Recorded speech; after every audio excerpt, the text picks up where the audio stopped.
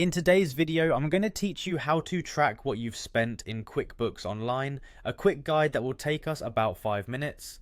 Let's get started by opening your preferred web browser and navigating to the QuickBooks Online sign-in page. Once you're there, the first thing you need to do is to click on the sign in button, which is usually located at the top right of the page. This will take you to a page where you can choose which QuickBooks service you want to access. Make sure to select QuickBooks Online from the options provided. After you've made your selection, it's time to log in. You will need to enter your credentials, which are your email and password associated with your QuickBooks Online account. Once you've entered this information, hit the continue button to access your account.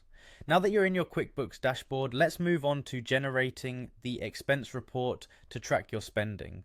Head over to the left-hand side of your screen where you'll see the navigation menu. You want to find and click on the Reports tab. This is where all your financial reports are generated and stored, making it an essential part of tracking your expenses effectively. Once you are on the reports page, you'll see a search bar. In that search bar, type in expenses by vendor summary. This specific report will give you a detailed summary of all expenses, sorted by each vendor you have transactions with. When the search results populate, click on the expenses by vendor summary report.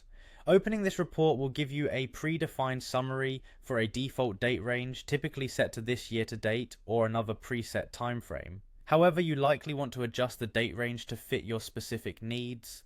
To do this, locate the date selector at the top of the report page, click on it, and a calendar view should pop up, allowing you to choose the start and end dates for the time period you want to examine. After adjusting the date range to your liking, locate the Run Report button, usually found near the Date Selection tool. Clicking on this will refresh your report with the new date range, providing you with the up-to-date information you need. And there you have it. You've now successfully tracked your expenses by vendor in QuickBooks Online. This report can be instrumental in seeing how much you're spending with each vendor, helping you make informed financial decisions for your business. If you find yourself needing this information often, consider bookmarking the expenses by vendor summary report within your QuickBooks for easier access in the future. I hope you found this walkthrough helpful, and I look forward to guiding you through more QuickBooks features in upcoming videos.